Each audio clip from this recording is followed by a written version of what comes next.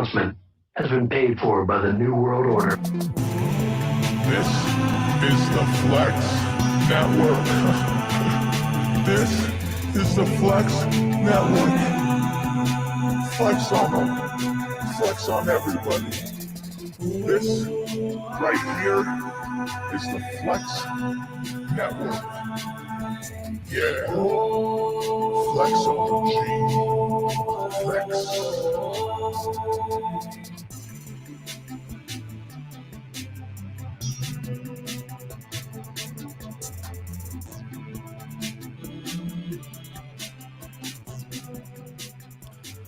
Ladies and gentlemen, boys and girls, children of all the ages, we are back in living color. It is your boy, the Snowman,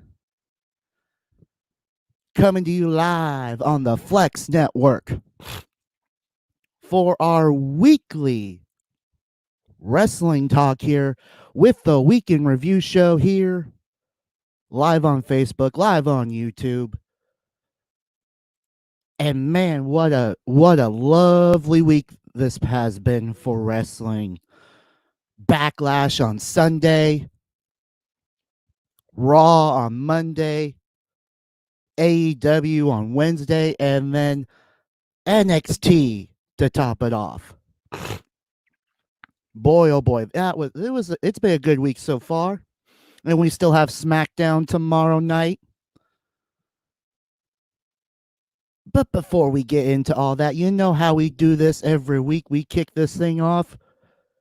And it's we are live. Yes, we're live and in color. And it's beautiful. So let's get into what we have for you on the show today. We're going to talk some Backlash. What happened this past Sunday? What happened on Raw? What happened on NXT? What happened on Dynamite this past week? It talks some, bring to you other things that's been going on in the wrestling world. So let's kick it off with what's been going on. What has been going on in our world of wrestling here?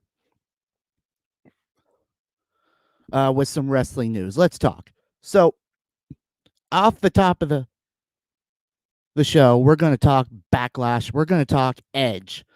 If you watched the pay-per-view, it was an awesome match between the Radar Superstar Edge and the Viper Randy Orton.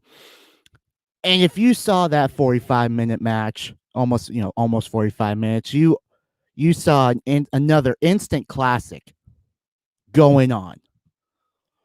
You saw two men pull out all the stops, from Edge doing the rock bottom, or it should be the edge bottom for him. Orton pulling out the pedigree on Mr. Edge there. But during the course of that match, we saw, unfortunately for Mr. Edge, that he suffered a torn tricep and he got injured during the match. And that's unfortunate for him, because 3 matches back into his retirement, or coming off of retirement, he gets injured in a hell of a great match. Like one hell of a great match at Backlash. And we're going to talk what happened at Backlash in a little bit, the other matches. But Edge suffers an injury. He's going to be out 4 to 8 months. He was out of surgery this past week. So went and got it done, and now he's going to be sitting out for 4 to 8 months. So that's going to be changing up SummerSlam. Rumor was that this was going to go all the way, that this Edge and Orton rivalry was going to get into the summer. And that would have been cool, to say the least. That would have been cool for everyone in general. For SummerSlam to happen. So yeah, 4 to 8 months, October through February of next year. Edge is going to be out, and it's also going to be dependent on how well he rehabs this injury. So that sucks for him. Get well soon, Edge. We'll have to see you back again. It was awesome. Other big news coming out. WWE developmental one of the fans in the stand tested positive for the C19 virus 2 days ago, and it halted the SmackDown tapings. But as of yesterday, they were going to resume tapings and film a large amount of content for the following shows. Next week's Raw and Main Event and Raw Talk.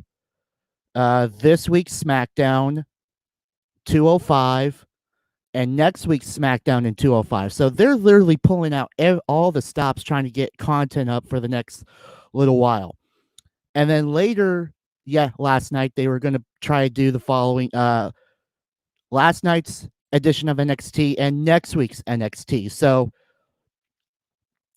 if they would have completed from last night, they would have had content through through June 28th. So the final Sunday of the month. They would have had content for the next week. So that that means a lot of content's going to be filmed, and everyone's going to get a nice little relax, a little break.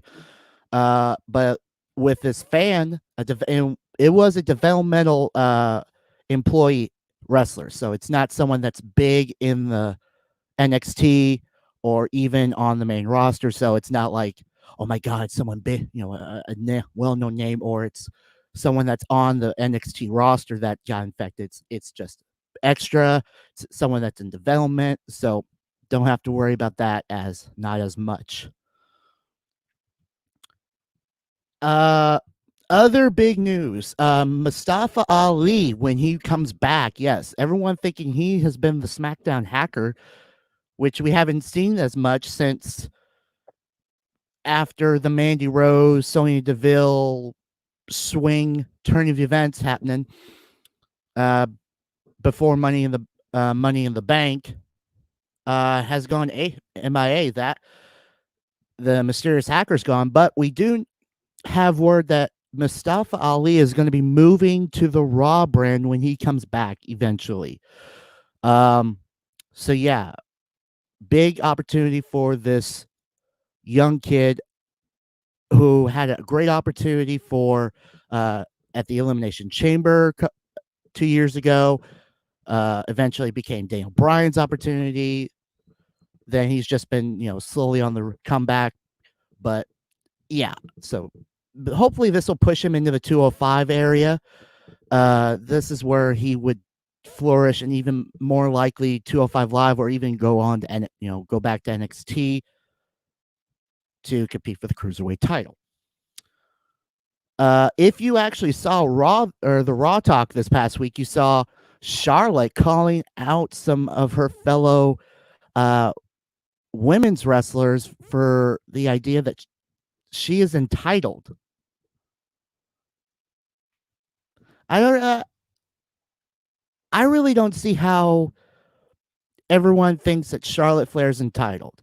Yeah, she's had a buttload of championship opportunities, but the fact that she's been working like one of the hardest working women in the company, and she's going to all three brands. She's getting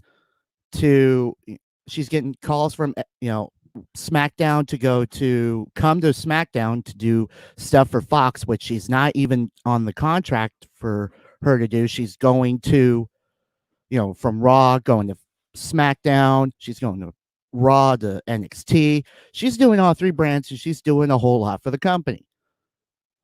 And she hasn't taken the day off. She literally has not taken time off, to go and do stuff, and she's one of the hardest working women. But yet, women who have been cutting in front of the line, and getting all these opportunities, like Nia Jax, who's getting a Raw Raw Women's Championship opportunity, and she's been MIA. She coming off injury. Sasha Banks goes away for a little bit, and she comes right back and gets championship opportunity. So, to say the least, Charlotte laid into her fellow women pretty damn hard. You need to go and watch this because it was just like it was so damn bad for these other women and other people just saying that Charlotte is entitled. It just blows my mind. Just think about it. Shane McMahon, if you saw the Last Ride post moratorium on this past Sunday, you saw that Shane McMahon kind of challenged Undertaker to Hell in a Cell #2, a rerun for run back that Hell in a Cell from WrestleMania several years ago or a couple years ago. I would love that. That would be hella cool to see Shane McMahon and The Undertaker go one more round inside the Devil's favorite, actually the Devil's home, essentially. Elimination Chamber is the Devil's playground. The Cell is the Devil's house. And to say the least, I would love to see Shane McMahon, Undertaker go one more time. Because after that first time, seeing Shane McMahon literally do the one thing we all knew he was going to do inside or outside that cell was climb that cell and just drop that elbow. We kind of want to see it again. And it's got to be more memorable where he actually hits it one time. Because he's done it to Big Show. He's hit on Big Show and gotten it. He's hit on Kane and gotten it. So he can drop the elbow from pretty high up and land it. So I think Taker getting it this time around would be the most memorable thing ever with this Hell in a Cell if they were to do it again. And then the other big news coming out is that for fans who remember WrestleMania 2, the Roddy Piper and Mr. T, and some other matches, the House of SummerSlam 2002, and the first ever women's pay-per-view event, Evolution, the New York Nassau Coliseum is shutting down for good. Yes, that where the New York Islanders have played for so long before moving to Barclays Center and are on the process right now to move to a new arena in Long Island is shutting down for good. And the owner is shutting down the venue indefinitely while he is seeking investors to take over operations and pick up the remaining debt on the building.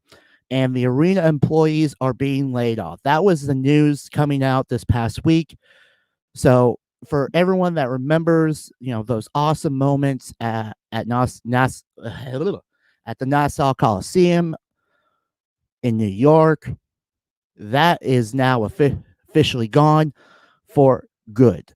They actually, WWE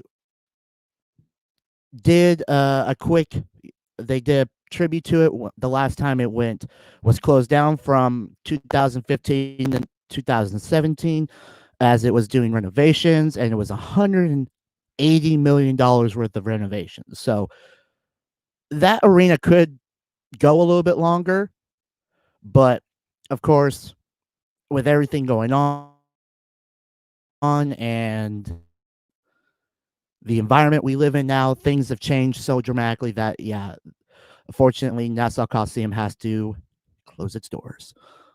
And that is going to be the news for the week itself here on the Flex Network. A lot of stuff coming out. So before we get into the Backlash and getting through everything, we're going to talk just a small smidge of New Japan Pro Wrestling. The New Japan Cup, day 2, yesterday, Wednesday. I want to say Wednesday or Tuesday. Day 2 of the tournament start, and one of the big highlights out of that day 2 first round matchups, if I can bring that up. Oh yeah, it was actually yesterday. So day 2 of the New Japan Cup 2020 first round. One of the big marquee matchups was Kuzacha Okada taking on Guido in the tournament. And for those of you who don't know, this is former best friends, a manager and his wrestler. Okada and Gato were literally dominant for the longest time. Okada being the record breaking New Japan heavyweight champion, and Gato being his longtime manager. They were inseparable, and it was just so dominant.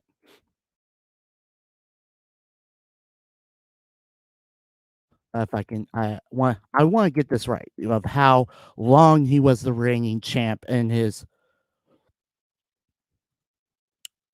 reigning the longest reigning championship was uh longest reigning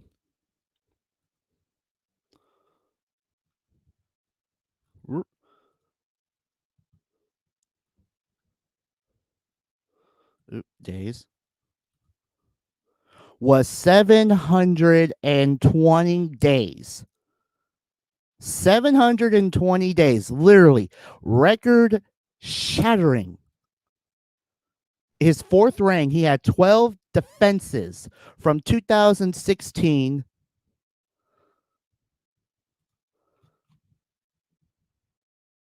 from 2016 to 2018. Okada ran roughshod, 12 defenses in that 720 day reign, only to lose it from he held it from Dominion from June of 2016 till June 9th of 2018. 2 years, almost 2 years to the day, and loses it to Kenny Omega. Was just so dominant. Afterwards, after Okada loses the title, he starts to go on this, trying to get back, but then eventually takes some time off and try to regain it, come back and get a new attitude. At the 2018 G1 Climax, didn't make it to the finals. He changed his image back to the old Nakata with, not really the old one, but dyed his hair red and having more of a better attitude. During this whole process, Bullet Club was trying to bring in a new. Well, actually, not really. Bullet Club wasn't trying to bring it, not yet. But the young up and comer of Switchblade comes in, and he's looking good as this young guy, just rising up the ranks. And this brought with it opportunity for the young guy to make a statement and go after Okada. After a while, a back and forth, Gato turns his back on his longtime friend, on Okada. He joins with Jay White Switchblade, and as they eventually join up on Bullet Club and the new Bullet Club that we currently know today. So yeah, just a lot of craziness. But now, this was the first time that since that moment that Okada has gotten a real shot at getting payback. And he got his payback in this first round matchup in the New Japan Cup, and he picks up the victory. And yeah, it was just so awesome to see. That is the New Japan. That was one of the hindsights or the more important things that I saw with this past or yesterday. So just wanted to get that out the way. But yeah, go and check out the New Japan Cup if you can. You can go on NewJapanProWrestling.com and check it out. Fight if they're going to show it, but go and check that out. Go and watch it. Or sorry, it's on New Japan World. So yeah, just go and check that stuff out with New Japan Pro Wrestling. They are awesome. All right, let's get into what's been going on here on this side of the world, here in America, here with the Raw side of the card. I don't know why I lowered that when I'm coming right back. So let's knock this out the door and let's boom, head on down to Raw. We're going to talk the Red brand in this past week. Actually, no, scratch that. We're going to talk Backlash. I forgot. Let's get into Backlash before we get into. Let's talk some Backlash. So let's bring that right back. Forgot we're going to talk a little bit of Backlash. This past week, or this past Sunday, was the Backlash pay-per-view. U.S. title match. Apollo Crews defeats Andrade. And it's more and more problems are happening in the Vega camp with Angel Garza and Andrade, and that will lead into Raw the next night with Apollo Crews retaining his U.S. title. Bayley and Sasha Banks defeat Bliss and Cross and the Iconics in a triple threat women's tag team match triple threat tag team match for the women's tag titles. It was a darn good match. A lot of back and forth early on, and just breaking down near the end. Sheamus taking on Jeff Hardy. Sheamus picking up the victory 1-on-1. This was a real dominant effort for Sheamus. I mean, yeah, Jeff Hardy trying to coming back and forth every now and then, but unfortunately for Sheamus, he was just too much for Jeff Hardy coming back. Raw Women's title ended in a double countout, so Asuka retains the title against Nia Jax. Now, this match, I'm not afraid to say this. This match was just I want to say close to a repeat of their past matches. If you go back to NXT and watch, their past matches, their past encounters with each other, go back and watch anytime Nia Jax and Asuka are in the ring together, they somewhat do the same things. Granted, this time around, ended with both women outside and having a double count out, so no one got the win, but I really kind of thought Asuka was the more dominant in this match, besides Nia with being the bigger woman and just dominating a little bit more, but Asuka was in control a whole lot. And it just sucked that in a double count out, but we'll find out on Raw that there would be a rematch. Handicap match for the WWE Universal title. Braun Strowman, the Strowman Express, defeating Miz and Morrison. And you know what? I was actually surprised at this. Miz and Morrison had the opportunity. They had the chance after earlier in the pre-show not really finding out till about midway through, almost a little bit before their match. After, early in the pay-per-view, they find out, pre-show, it's not going to be, if Miz and Morrison win, they're going to be co-champions. It's the first person who gets the pin is going to be the champion. One champ only. And during the process of this match, you see Morrison and Miz delivering skull-crushing finale. Morrison coming off with a drop kick on the back of the head. Morrison covers the Monster Mom man, and Miz pulls him off at 2. And you could see it in his eyes. You could see it in his face that, what did I just do? I just cost us, Miz and Morrison, I just cost us a chance at the Universal Championship. Because after that, after Miz pulls Morrison off, he quickly puts him back on after realizing his mistake. Morrison gets shoved off at 2 in a fit of rage, and Braun just takes it to Miz and Morrison and beats and retains his Universal title. Miz and Morrison had a golden opportunity to get the title off of him, but Strowman survives thanks to Miz's mistake. And he could quote me on that. It was a mistake on his part.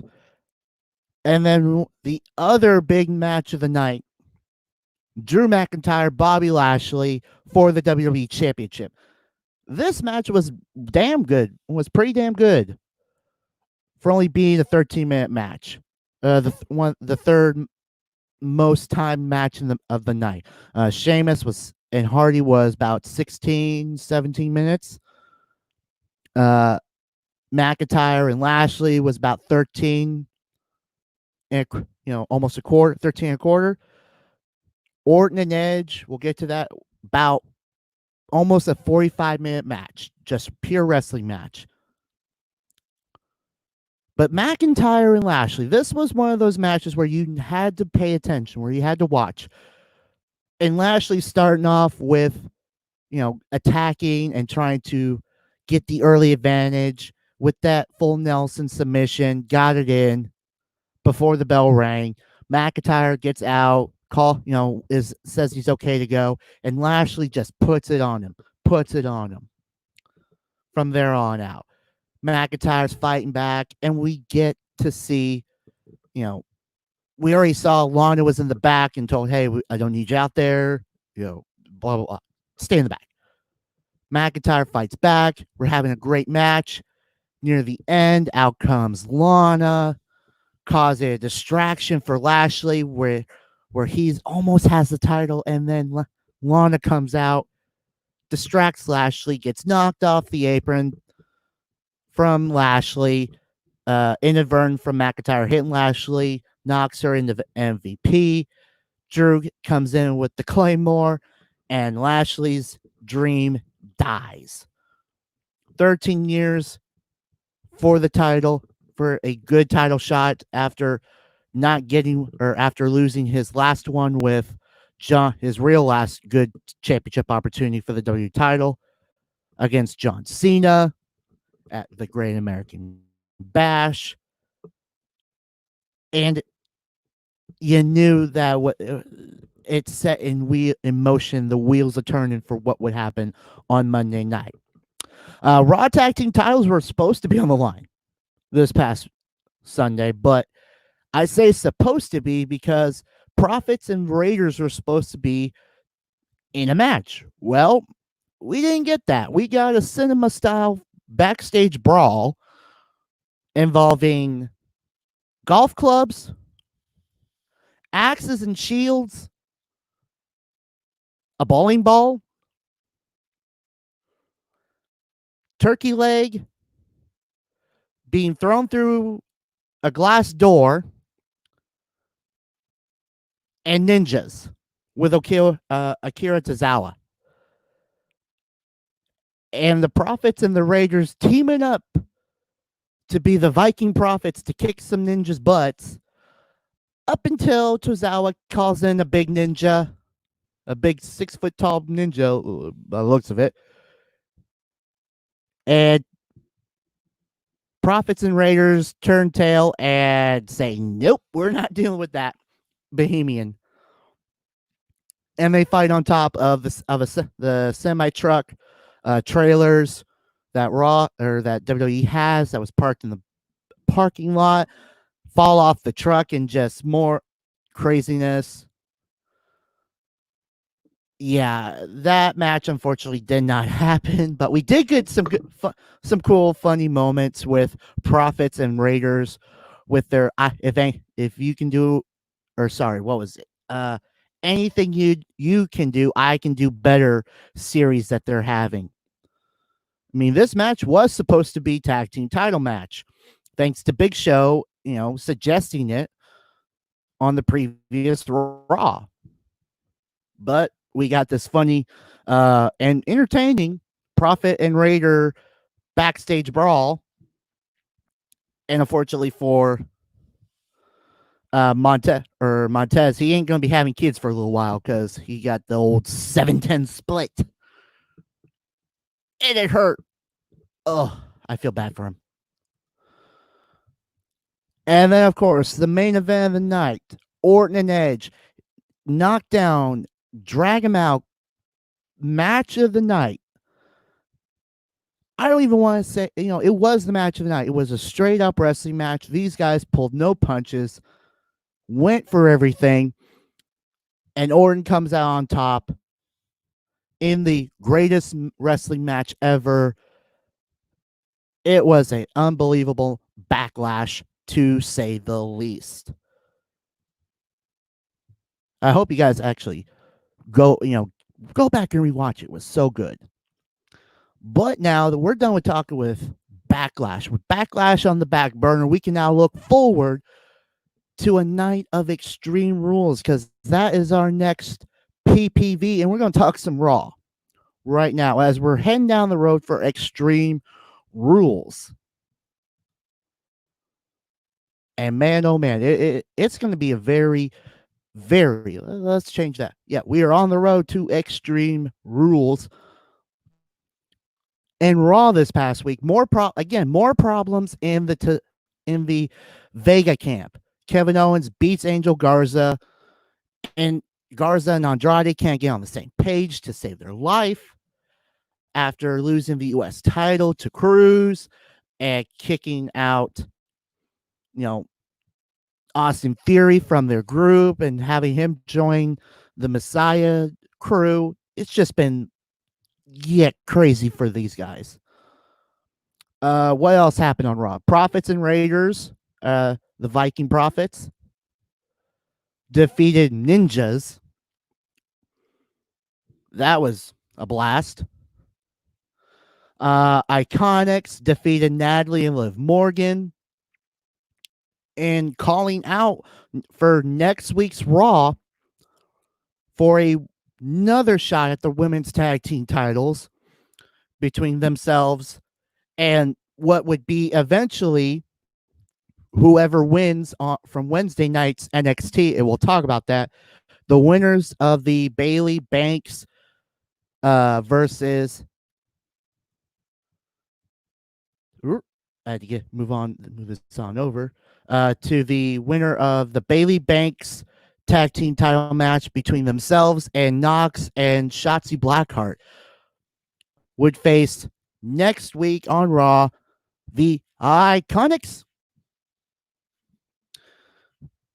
for the tag team title. So that was a good statement for these women to get them another shot at the tag team titles. Apollo Crews defeats Shelton Benjamin. And Shelton trying to get recruited for MVP in the Lashley camp. Shelton Benjamin's, former U.S. champ, former tag champ, former Intercontinental champ. He could, and former, was he? No, I'm not going to say if I don't know off the top of my head, but he's a former champion, so he knows how to get there, but maybe joining MVP and Lashley would get him back into title picture or even title contention. And then the weirdest thing, we had Drew McIntyre and R-Truth agree to a tag team match with Lashley and MVP for both the 24/7 and the WWE Championship. Yes, you can see it here on the YouTube and on Facebook. I have Drew's title. I have the precious. It's mine. I'm just going to put it over here. Don't tell Drew I have it. I don't want to get kicked. I don't want to go to Claymore Country. But nonetheless, somehow the tag team or championship match or the WWE Championship 24/7 title match gets reduced down to Drew only defending his WWE Championship in a tag team match, where if Drew and R-Truth win, McIntyre would retain the title. If Lashley or MVP win, then Lashley would become WWE champion. But nonetheless, I mean, it was a good match on Raw. It was a good match on Raw, back and forth. But Drew and R-Truth pick up the victory. And it was not a great night for Mr. Actually, I gotta say this. Because one of the best things that could have happened I've been saying this I was saying it for months, how I would not be talking about the Lashley, Lana, Rusev triangle. We had the moments with, Lashley marrying Lana and all this just craziness. But I can honestly say we finally got this moment where we get all this coming out of everything that has been happening with everything going on. And unfortunately for, this whole Lana and Lashley, there's a moment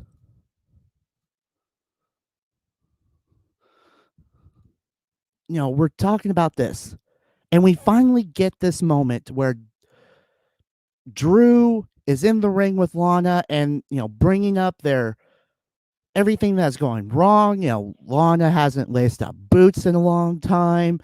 When was the last time she was relevant? And Lana throwing it back in his face, saying how if I wanted to sleep with anyone, I could have just slept with Drew. It's like, no. And we get Lashley finally saying the words that we've probably been hoping for the longest time. I want a divorce. And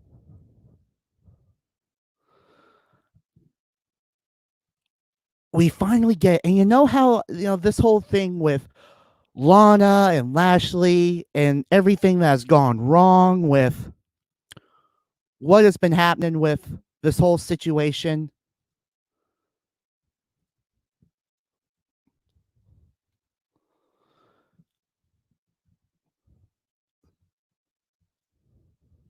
We get the moment. And let me bring of how I feel about this whole thing. Laverne's church choir here to summarize my feelings in exuberant song.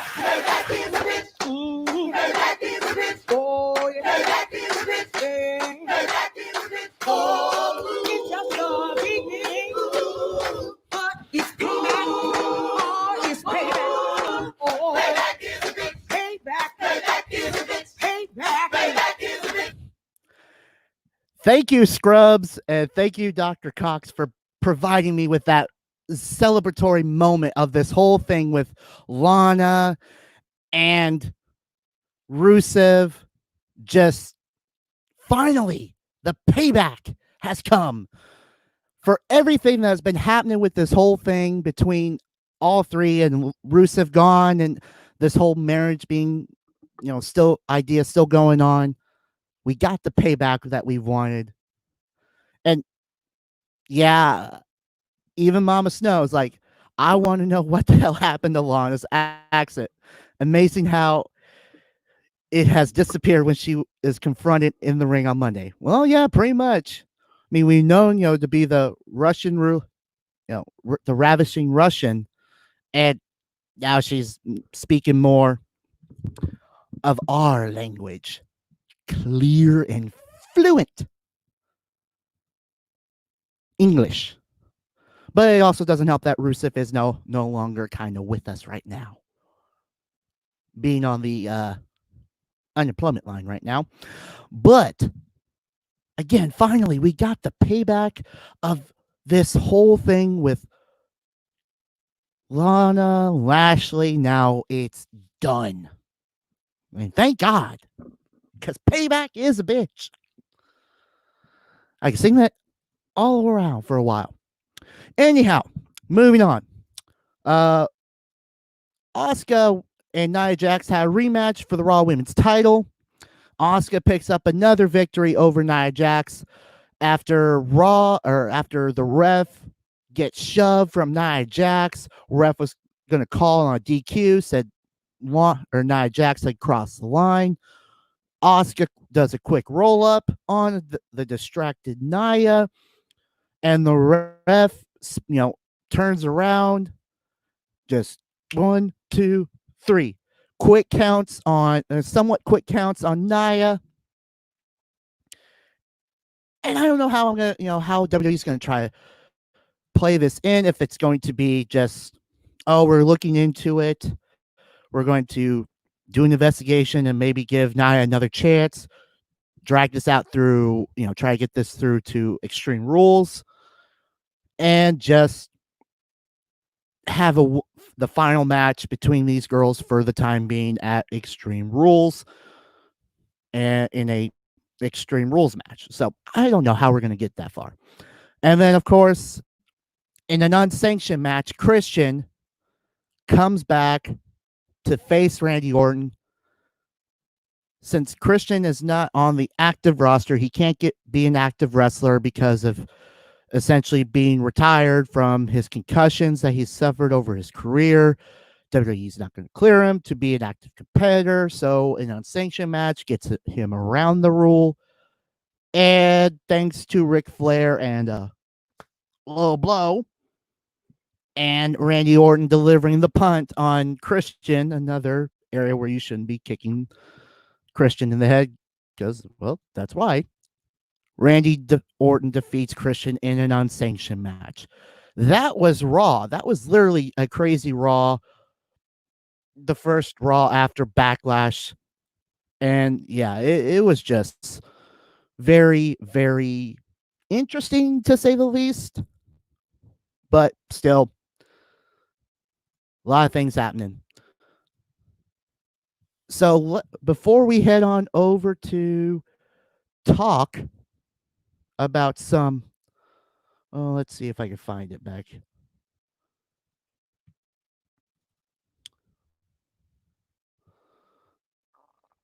Oh, I'm like trying to find where it was at.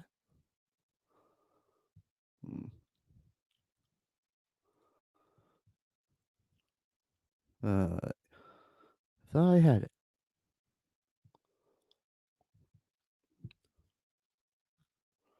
Unless it's a different file. But either way, we're going to talk a little AEW. I have to find what I was supposed to have for you guys up here. Oh, there it is. But yeah, we're going to talk some AEW. What happened this past week? And boom, we're now in AEW land. And this past week on Dynamite, AEW tag team titles are on the line. The Natural Nightmares challenging Hangman Page and Kenny Omega. And Page and Omega retain their tag team titles. Just keep on rolling down the line as we're heading to Fright Fest, where all the titles will be on the line for 2 weeks straight. Next month is going to be, starting next week, it's going to be just wash and repeat for the next 2 weeks of just championship matches going on for Friday Fest. Can't say it right. Off the top first. And yeah, just have to make sure, see if anything's been added for Friday Fest. But while I am looking for that, yeah.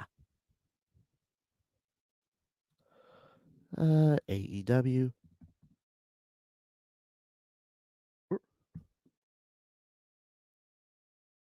Oh yeah, so yeah, finally I found it.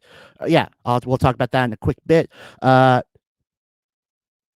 MJF defeated Billy Gunn. We all know him as Billy Gunn, but it's Billy. WWE's trying. Actually, this is new. WWE's trying to prevent Billy Gunn from using his actual name, using Billy. You know, he can't use Gunn because WWE owns that, but he can't. Now WWE's trying to stop Billy from using his real name, his actual name, Billy. So it's just crazy. It's the same thing with Cody Rhodes. WWE prevented the Rhodes being used on AEW, so everything with that. Cody defended the TNT Championship against Ricky Starks, new member of the roster coming from NWA and New Japan. So bright young kid right here. Cody defeats Ricky Starks to retain the TNT title. Young Bucks defeated Super Bad Squad, and then Best Friends defeated the Six Gods of Jericho and Sammy Garva, and they will be the number one contenders at Friday Fest to take on Hangman Page and Kenny Omega for the tag team titles. Speaking of Friday Fest, we know what will be happening. It will be Moxley versus Cage, AEW World Title on the line. Omega and Page defending their tag titles against Best Friends. TNT titles on the line. Cody taking on Jake Hager. The women's titles on the line. Hiroku Shida taking on Penelope Ford. And then in a one-on-one match, right, as far as we know right now, it will be Chris Jericho taking on Orange Cassidy. So that should be fun. I'm sure there's going to be more matches announced for the July 1st and the July 8th Friday Fest show on TNT for those 2 weeks. That is going to be a good 2 weeks right there for AEW. All right, before we end the show, let's head on over back to the Black and Gold brand and let's talk some NXT to end the show. NXT this week was really good. We had some big breaking news for the next 2 weeks, or actually for next week, and then on July 8th. We'll get into that in a quick bit. We had some awesome matches. To kick off the show, we had the tag champs Imperium defending against Breezango. And Breezango coming out impersonating Imperium probably was not the smartest idea for these guys. Just in the realm of having Imperium being so dominant with their tag team title run and being so intimidating. But it also didn't help that the fact that we had a bunch of tag teams coming out and just caused chaos, which led Imperium to get the victory over Breezango due to the distractions of what the heck was going outside. And they retained their tag team titles. Damian Priest defeated Killian Dane in one-on-one action. Aaliyah defeated Xia Li in one-on-one competition thanks to a distraught and drunk Robert Stone puking into the ring and causing the distraction, allowing Aaliyah to pick up the victory. Dakota Kai defeated Kane Carter, one-on-one action. Bronson Reed defeated Leon Ruff in one-on-one action. And calling back out, he wants another crack at Karrion Kross after getting dominated the last time. He wants him one more time. That should be very interesting. We did find out for next week's NXT, there will be a triple threat North American Championship match between Keith Lee, the limitless Keith Lee, defending against the Prince Finn Balor, and Mr. All Heart, No Soul, Johnny Gargano. And the winner of that triple threat match, the North American champion, whoever may that be at the end of that night, will go on to July 8th to face Adam Cole, baby. And in a title for title match, the North American Championship will be on the line. The NXT Championship will be on the line. Winner of that match will be a double champion in NXT for the first time ever. Will be holding both the North American and the world title down there. That should be a damn good 2 weeks right there for you. That should be a fun way to end June for us, to determine who's going to be the North American champion, and then the second week of July, after the 4th of July, kicking it off with a chance for someone to be a double champion. That should be awesome. And then the main event of this past Wednesday's NXT, Sasha Banks and Bayley defending the women's tag team titles against Tegan Nox and Shotzi Blackheart, and in a damn good match. Unfortunately for Shotzi and Tegan, they fell short, and Bayley and Sasha pick up the victory and will be going to this coming Monday on Raw and defending in another women's tag team title match against the Iconics. And I know I'm not doing it right because I'm doing it somewhat awkward because I'm sitting down, but still, it's the Iconics, which should be another good reason to turn on Monday Night Raw.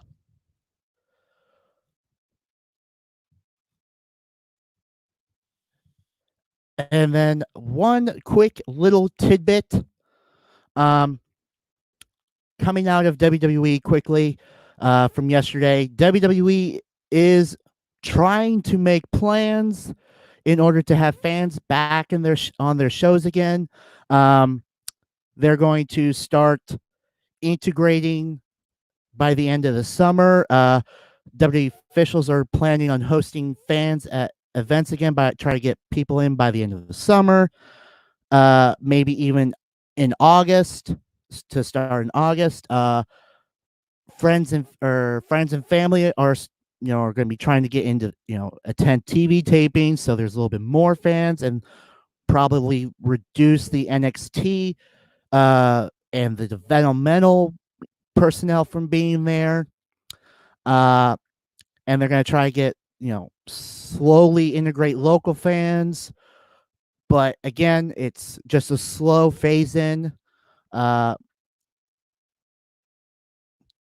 It will be, they're going to go through their own phases where they're going to try to bring in crowds again. The next phase would see NXT recruits from being removed from being used as fans in order to use just friends and family and a select group of fans who knew someone to be, or who knew someone to be able to attend. The recruits would still have to be available for tapings if they need more people. Third phase would likely be only fans in the audience with at least 50% capacity, to show people watching home that things are slowly returning to normal and it's okay to attend live events again. And then the final stage would be a return to touring for at least TV and pay-per-view events in the fall. So WWE's slowly trying to get there, trying to get back to the sense of normalcy. But of course, with everything going on in the world or in the country right now, and areas having hotspots, it's also going to be playing a factor into that. But of course, that is going to be it. before we peace out for the week, and of course, go and check out SmackDown tomorrow night. Let me see if I can find anything for what has been, what's going to be happening tomorrow night. Oh, quick little thing. Asuka will defend the Raw Women's title against Charlotte this coming Monday. She will get a one-on-one opportunity against Charlotte, or Charlotte will get a title shot on Monday. And then let's see. SmackDown a week after one of the best technical matches for the Intercontinental Championship.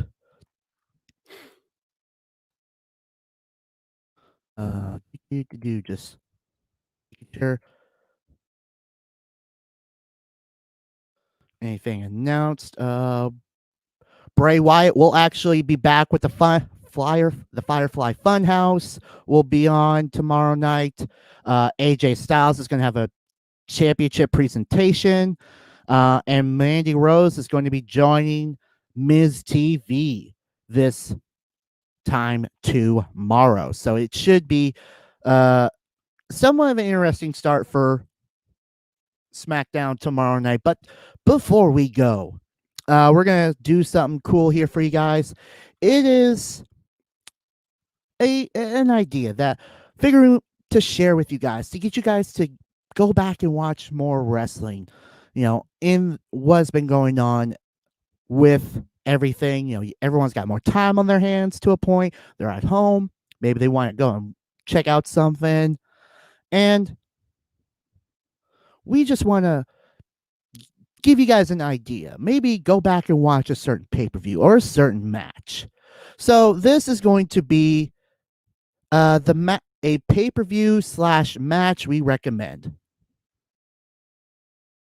segment.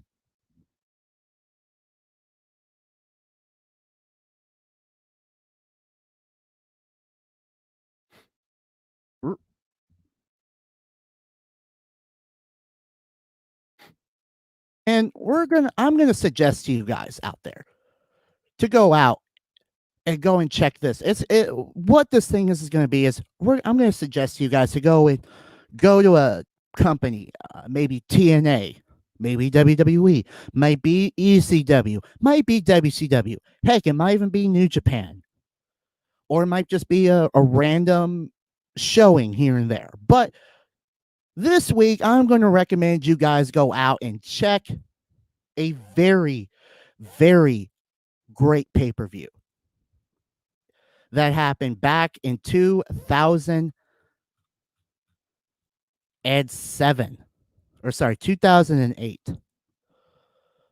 And what's awesome about this one pay-per-view is that it had so much different and awesome moments. You had Dudley's, you had AJ Styles, you had Christian, you had Sting, you had Kurt Angle. And what I am talking about is Bound for Glory 2008. It was an awesome pay-per-view, to say the least, with a lot of great moments, awesome matches. And as soon as it comes up, see if this is the right one. I still want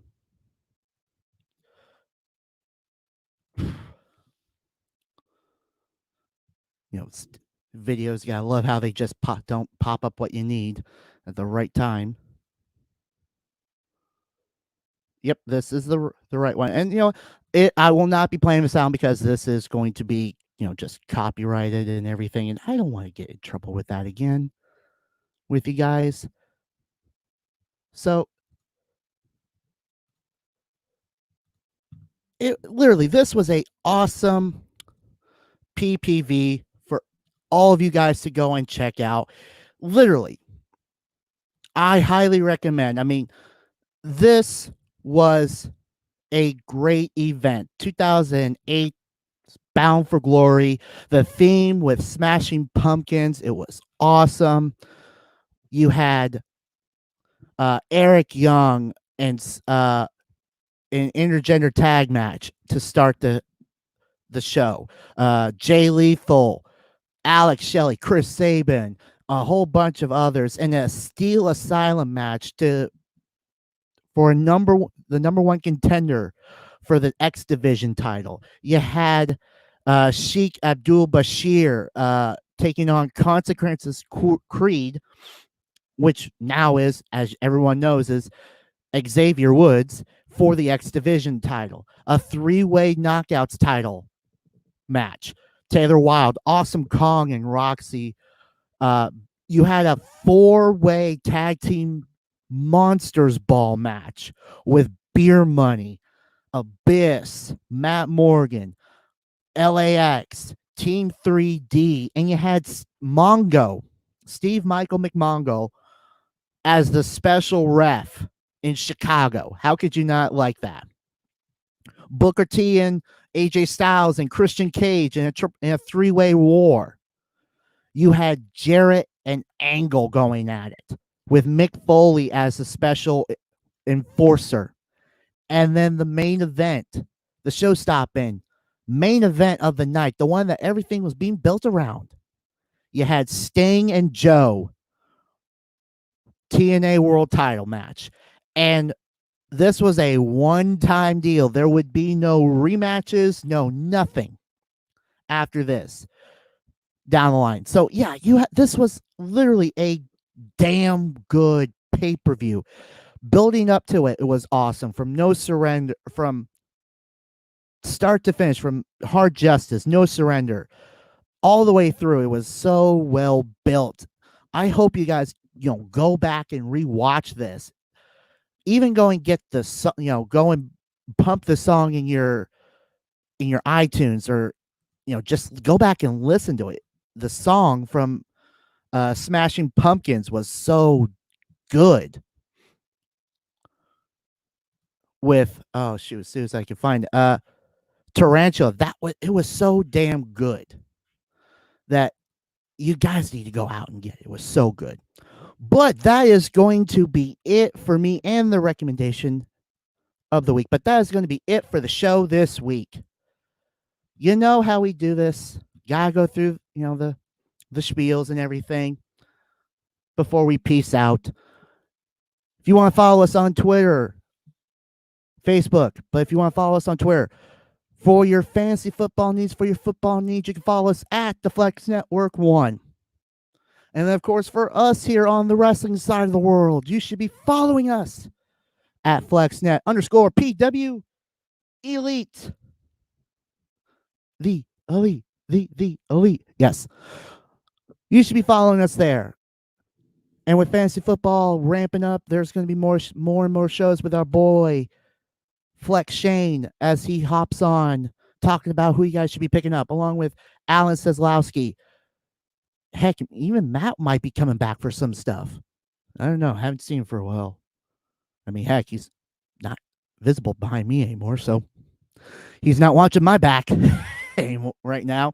But yes, go out and check out everything. Get ready for that fantasy itch you need, and just keep following us here on the Flex Network. But that is going to be it for me for this week. We will be back next week talking SmackDown, talking Raw, talking wrestling in general, talking AEW. We'll just talk wrestling again. But that is going to be it for me. I am the SnowMan, and that is a wrap. See you next week.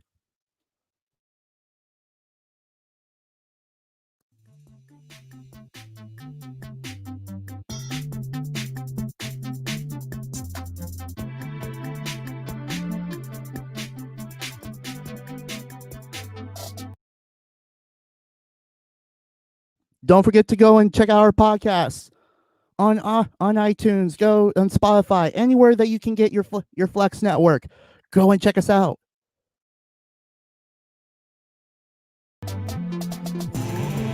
This is the Flex Network. This is the Flex Network. Flex on them. Flex on everybody. This right here is the Flex Network. Yeah. Flex on the G. Flex.